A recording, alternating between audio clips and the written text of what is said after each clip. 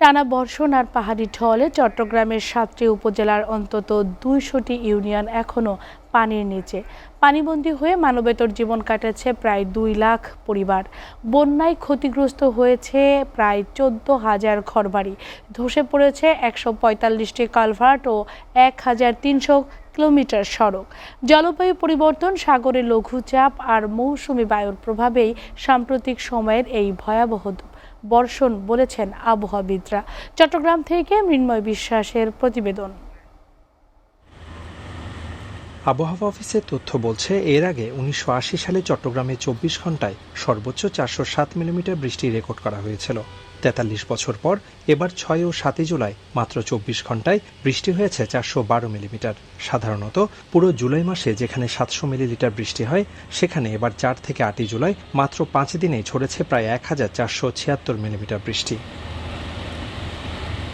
বিশেষজ্ঞরা বলছেন, cloud blast বা মেঘ ফেটে যাওয়ার মতো ঘটনা না ঘটলেও সাগরের নিম্নচাপ ও তীব্র মৌসুমি বায়ুর কারণে এই অতি ভারী বর্ষণ। আর পাহাড় থেকে নেমে আসা ঢলের সাথে যুক্ত হয়েছে সাঙ্গু, মাতামুহুরী, কর্ণফুলী ও হালদা নদীর দুর্বল পানি নিষ্কাশন ব্যবস্থা। ফলে দ্রুতই প্লাবিত হয়েছে বিস্তীর্ণ এলাকা।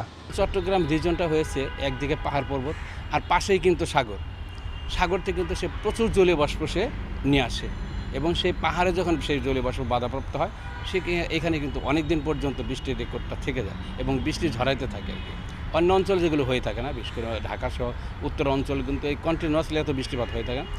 জলবায়ু পরিবর্তনের প্রভাবে সাগরের তাপমাত্রা বৃদ্ধি পাওয়ায় বায়ুমণ্ডলে এখন আগের চেয়ে অনেক বেশি জলীয় বাষ্প জমা হচ্ছে। আর আর্দ্র বাতাস চট্টগ্রামের পাহাড়ে বাধা পাওয়ায় এই অতিবর্ষণ বলে মনে করছেন আবহাওয়াবিদরা।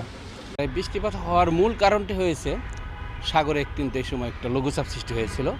সেই লঘুচাপ কিন্তু আসলে ঘনীভূত হয়ে নিম্নচাপে পরিণত হয়েছে এবং সেই নিম্নচাপটি বাংলাদেশ উপকূল এবং সেই সাথে পশ্চিমবঙ্গ উপকূল আছে, এখান থেকে অতিক্রম করেছে।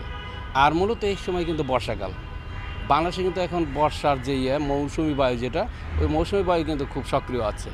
টানা বর্ষণ আর পাহাড়ি ঢলে চট্টগ্রামের ৭টি উপজেলার অন্তত ২০০টি ইউনিয়ন পানির নিচে ছিল। পানিবন্দী হয়ে মানবেতর জীবন কাটিয়েছেন ২ লাখ পরিবার। বন্যায় তছনছ হয়ে গেছে প্রায় ১৪,০০০ ঘরবাড়ি, ধসে পড়েছে ১৪৫টি কালভার্ট ও ১,৩০০ কিলোমিটার সড়ক। প্রকৃতির এই চরম বৈরী আচরণের খেসারত দিতে হচ্ছে চট্টগ্রামের লাখ লাখ মানুষকে।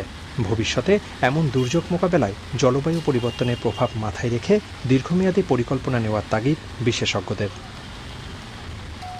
মৃন্ময় বিশ্বাস, এসএটিভি, চট্টগ্রাম।